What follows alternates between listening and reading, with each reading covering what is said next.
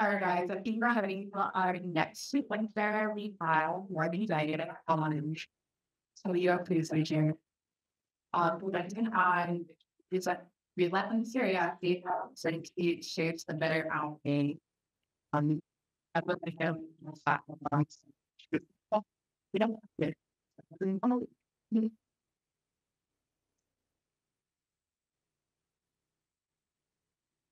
Hi, everybody. Can you hear me all right like this? Perfect. All right, well, everyone, my name is Morgan. I'm UX strategist working at Rocky 55 here in the Twin Cities. And today I want to talk about relentless curiosity, give you some tools and advice on how to lean into things you don't know, and how that can actually be something you can use to your advantage. I think a lot in our profession, it's easy to know that we need to ask questions and to know that we don't know things, but it's hard to actually act on that. So hopefully there's something you can take away from here. This is certainly not the only way to do this, but it's the way that I offer video. So this is a robotic packaging machine. Robotic packaging machine has a little bit of software on it. The little panel here called the human machine interface or HMI. And the project that I can talk about today is how we redesigned this HMI, how we leaned into the unknown and used our relentless curiosity to make that better product. So this is what the old screen looks like on the HMI. Uh, it's highly technical, but even if you were trained on this software, it doesn't look very good. The navigation is really difficult to use. There's a whole lot of problems going on there. This is ultimately that same screen redesign. And so we're going to walk you through the process that we took and hopefully to take some action as well. But here's the thing. I didn't know anything about our live machines so I did this. Probably didn't know business designing anything like this. In fact, there's a lot of things I'm about to do. And rather than being scared about these, I actually think it can be to our advantage to look at these and examine these with totally fresh eyes and ask those probing questions, leading into not knowing things, be curious. It gives us an excuse to not go into something with preconceived notions or assumptions, to not be an expert. We have to actually educate ourselves. And in doing so, we can kind of tease apart the real problem. But how do we solve problems you know nothing about? That's where I suggest that you be relentlessly curious. Now, it's easy to say in practice, I think, as you mentioned, we're content strategists, whoever that we ask why. We ask, why are you doing this? What are you trying to learn? All sorts of things, but it can be hard to actually do that. And it's can also be scary to ask people questions for things that maybe you think you should know about. In the project, we worked really closely with engineers and developers from this company to work on this software. They were saying things that I absolutely no idea what they were talking about computers and processing capabilities and how much data can be stored on this little microchip or machine. I didn't know anything about that. But in asking questions and trying to get more answers, we're able to actually learn. So I kind of like to walk through 7 different questions that I think are really helpful to answer this question of how do you solve a problem you know nothing about. So the first is to look at a given screen or experience and just simply ask, why are the user coming here, right? Why are they here in the first place? And in answering and asking all these questions, it's important to get the right people involved too. Like I mentioned, we ask these questions of the engineers, of the various stakeholders at the company to better understand the problem space. Next, what information needs to be shown for the status question, right? What do you need to see? What things are supposed to be highlighted or not? Use an example here that HMI software had all sorts of various components. There was a glue tank screen that used to control the temperature of glue. I'm not a glue expert. We talked to the glue guys about what to do on this screen. And it's getting those right people into the right conversations to ask these probing questions. Number 3 is probably close to number 2 is not just what information needs to be shown, but what is the primary information? Especially in our use case for these HMIs, these are screens that operators need to see maybe from a far distance. They need to see certain status symbols. They need to see if the machine is running or not. Let's make that with a big play button in green that's running or a stop sign in red as pause. How do we control that information and control what people can see? The next 2 are also similar, but rather than focusing on status and information, looking at the action. What might a user need to do? What are all the possible things we could do with the screen? We're talking about glue tanks, so that heating the glue tank or setting the temperature, controlling where the glue goes on these different cardboard boxes. Yeah, none of this I knew going into it. I was just looking at all of these screens with no idea what was happening. But in asking these questions of our stakeholders, of the engineers, it actually forced them to break apart this problem. And the old designs that they had, they started to question as well. Say things like, yeah, why is that here? I actually don't know. That probably shouldn't be here at all. And so that's what these questions can also open up more conversation. And you can get there by being curious yourself, way into that uncertainty. Whereas experts and industry professionals, they might just assume that it's there because it should be or because that's what always well. So similar to number three to number two, what does the user need to do, right? Lots of action the user can take, but what is the primary action? What do they actually need to do here?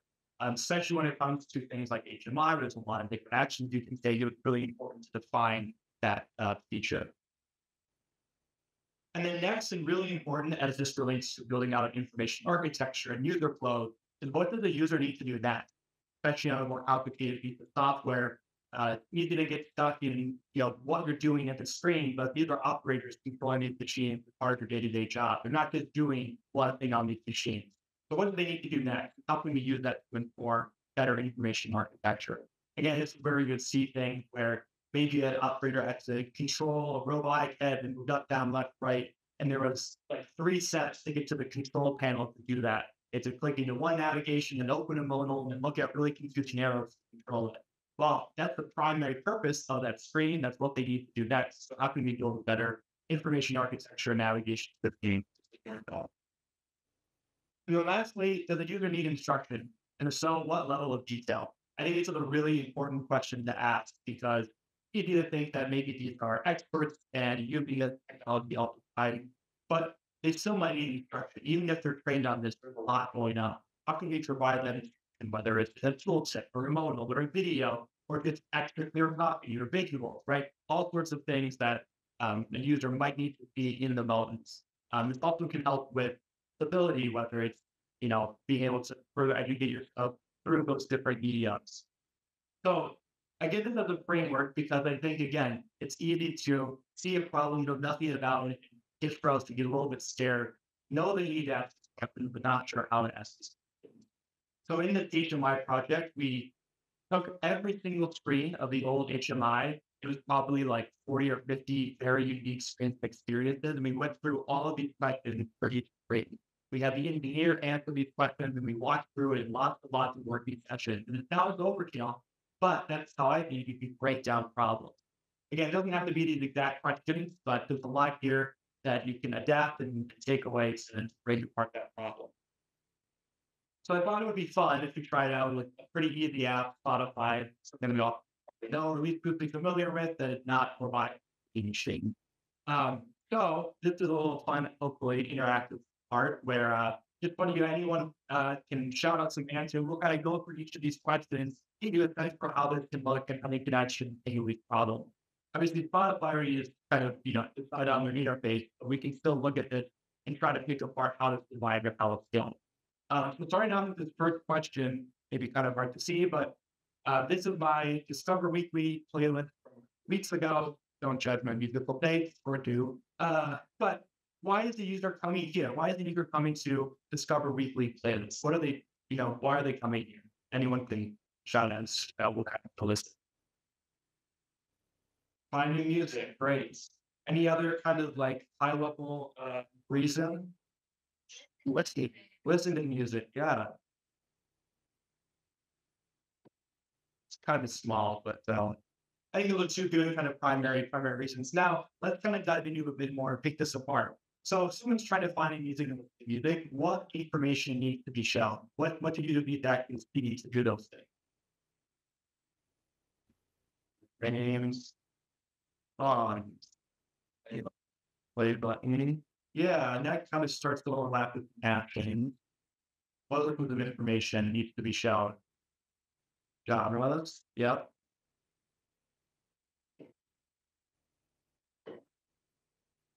Like time. Yeah, it's a great one. Wearing the track, right? There's a lot of these things we take for granted, but it's all kind of built into it. Why is the system that's recommending it to you? That's a really good question. Actually, I think something that Spotify do a great job of just showing that like brains behind the algorithm.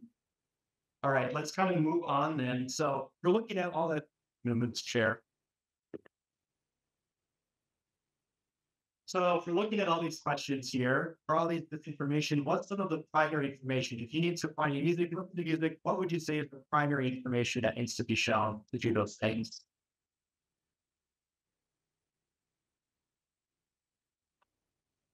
What side is playing? Yeah, I think that's probably right. If it comes up, I need to see that if that's in the very gonna be hard to see. Go to the next one. So we just talked about information. How about actions? What might a user need to do? What are all the things the user could possibly do here? Yep. Play music. Yep. Skip. Skip.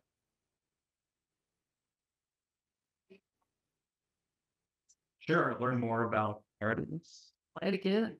Yeah. It's the every second like we're not looking about me to do it. Sure. Find a author. Yeah. It's really share. Yep. Chain volume. All right. We'll kind of pause there. You can kind of see how this is going, right? You can really break apart lots of things you need to do here. Now comes maybe another harder decision is we just talked about what might a user need to do, right? What could they do here? But what does a user actually need to do? What is that primary action? Okay. Yeah. Cycling, play, studying. We'll kind of pause here. I'm sure as we talk through this, anyone noticing any critiques maybe of Spotify? We're saying the primary information about side playing and what does you need to do, select and play its song. Anything that's preventing the user from doing that easily. Yeah, interpreting the icon. Can you say more to that? Yeah. A lot of people don't necessarily speak to me in terms of what is going to happen if I press it. So when you're Right. pressing it or that other symbol where it's pressing over, Yeah.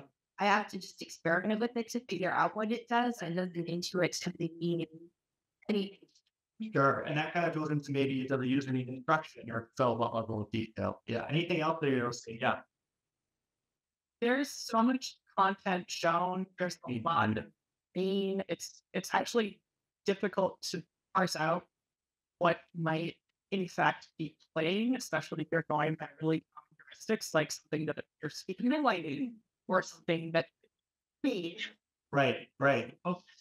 like, yeah, where should I be paying attention to that in the first place? Yeah, totally. And for maybe, I don't know if people play around with Spotify too much, but you can resize some of these things, you can adjust it. But even that sort of doesn't really help you get to that primary action.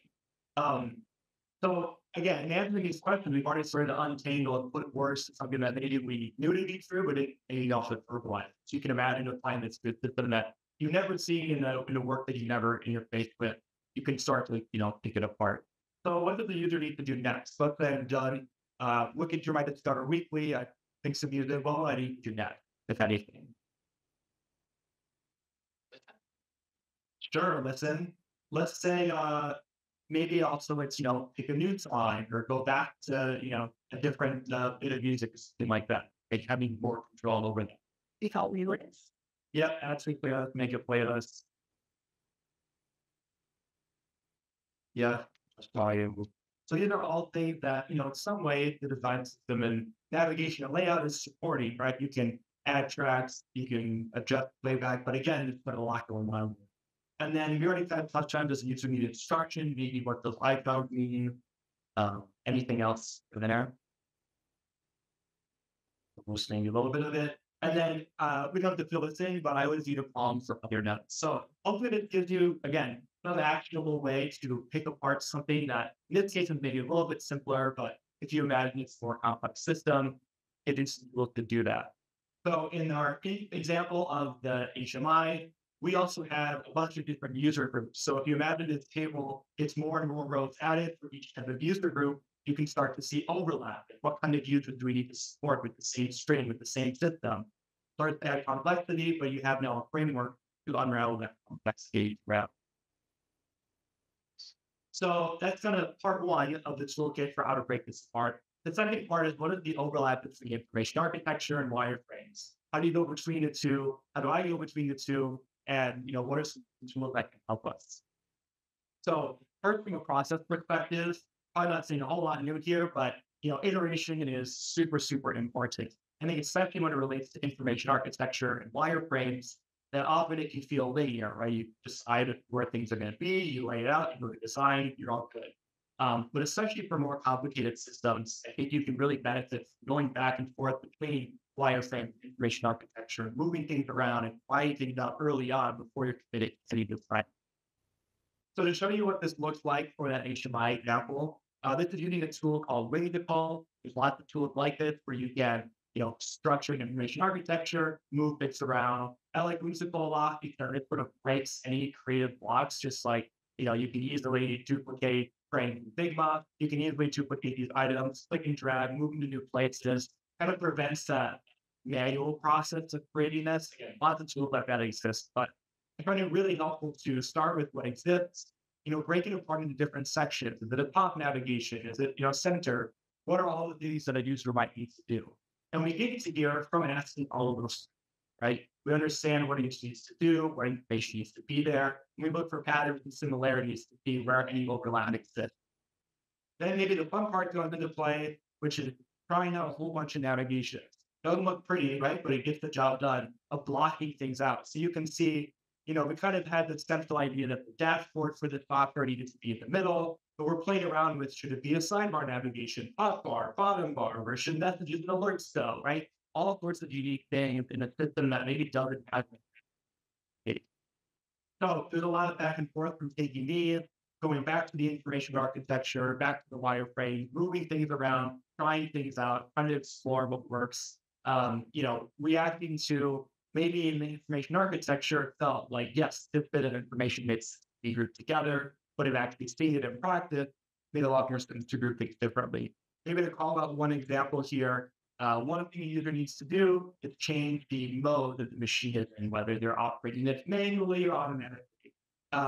Maybe hard to see on the blurry screenshot here, but you see that automatic little button kind of was moved around in all sorts of places, trying out all sorts of things to where it made the most sense. We ultimately landed on it being part of the main sidebar navigations that a user could admit it, but still have primary action kind of isolated from the rest. But initially, we thought that should maybe just be grouped with system status because that makes sense. The information architecture perspective. And see it visually, learn that it actually needs to be. So again, iteration, you'll probably know this, but just to show how, a work in progress what that can look like.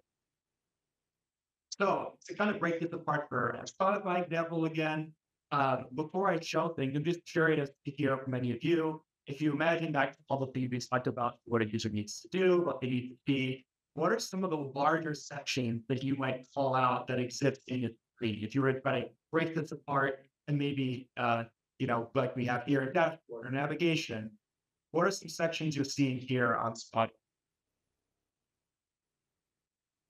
Yeah,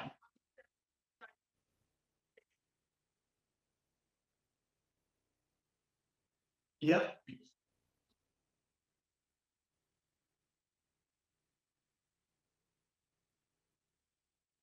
yeah, exactly. You got your library on the left. Mhm. Right, right. It's kind of off to the side, not the same experience. Yeah.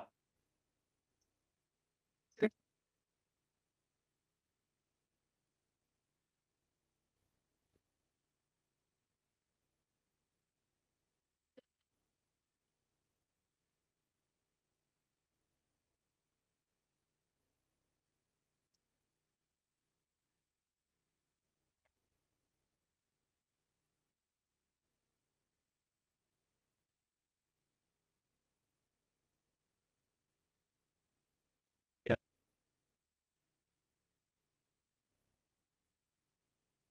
Yeah.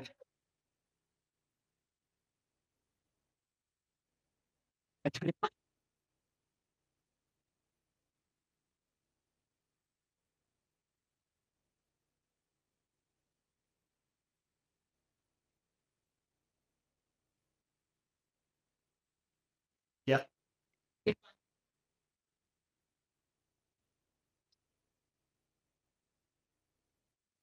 Excited. Yeah, and I'll just kind of skip ahead because you outlined a lot of the things here. So just again, take apart Spotify here and the way I do things.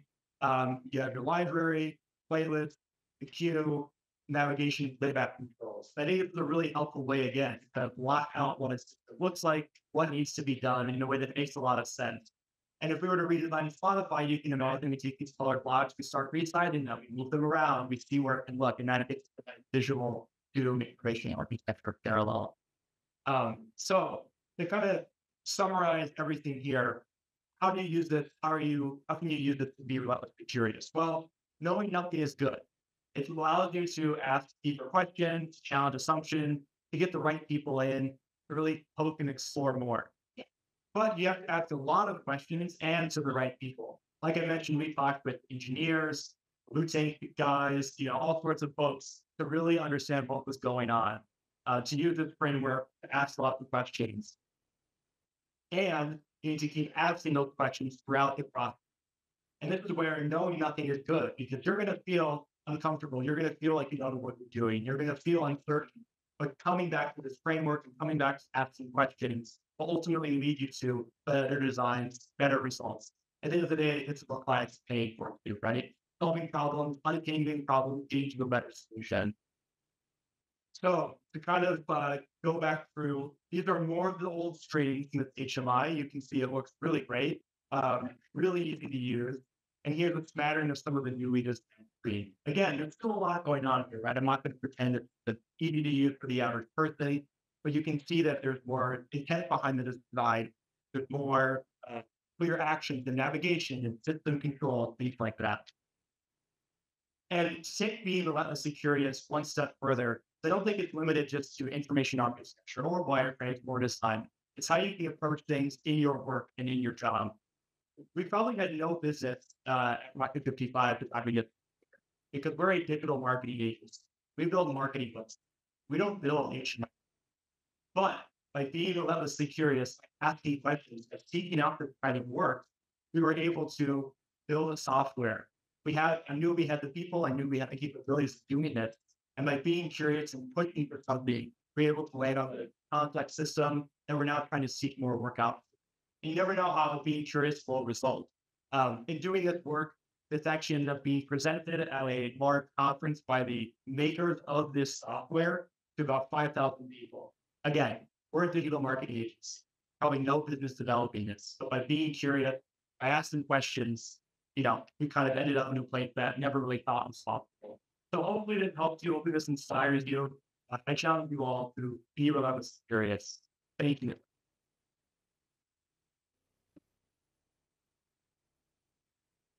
And I don't know if we have time, but I think for Q&A either now or after. Yeah, sounds like a couple of minutes. So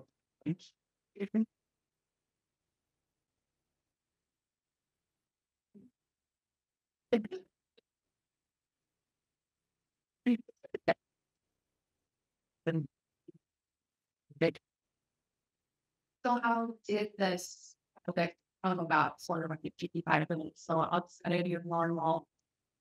Yeah, it's a good question. So this client was a client of ours that we did marketing for, and they said, "Hey, we need a new software. Do you guys do UX?"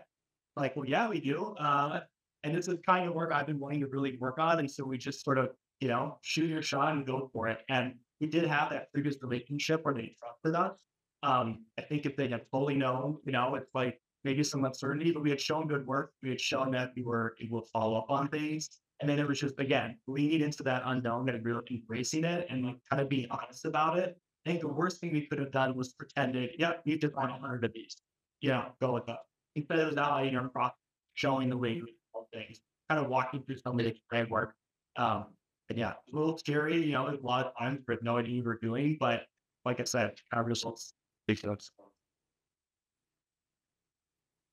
Okay.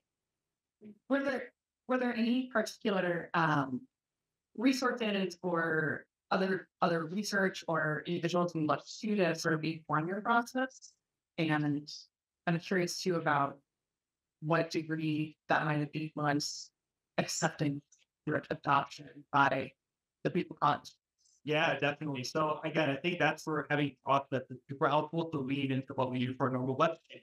We do discovery, we do research, we do information architecture and we do wire, we do design, the QA, we do usability testing, we launch it, right? So all those things are still part of that process. I think for explaining to the client, it's picking apart and showing how that is broad and not specific, and that it's really just you know tool that we use to answer the similar kinds of problems. And then there's just a lot of reading and reaching out to mentors and asking people who are in that space, like, what am I doing? Like, what can I read? And just kind of, I spent like a week just reading like industry articles and reading about disastrous HMI design failed that caused, factories that burned down. That was a little scary to go into this with that knowledge. But, I think really, again, embracing the unknown, being really curious, trying to see those answers.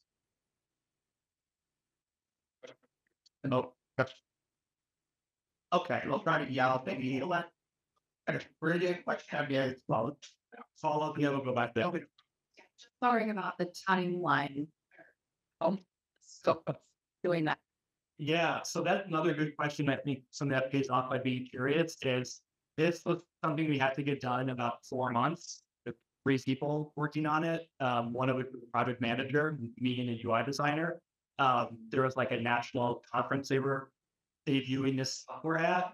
Um, so it was like crazy tight timeline, which I think also again it forced our hand to just we had to know the choice. We had to be curious. We had to ask a lot of questions. We couldn't pretend that we knew all the answers. But in pushing for that and constantly following up, I think it helped me that like obviously we met in our deadline. And the other thing I'll mention too is a lot of instant collaboration, which we got lucky with the client. We would leave a comment in Figma, and within like a minute, they would reply with like a question. So they knew they had a deadline to hit too, and that constant communication and collaboration also saw it. Yeah, question went there. A great presentation, Morgan. Uh, could you talk a little bit about what happens after this was delivered? For example, what is the feedback from the users? Oh yeah, Are there feature iterations of the pipeline? yeah, definitely. So we did use user testing. We also surveyed users, and overall, like users rated the visual design really highly. So it was very easy to use. In terms of next steps, it's still in process. None of this is live yet. It's launching in June for actual customers. And so we're going to collect additional user feedback, make changes. We also had a whole bunch of features kind of slated to roll out.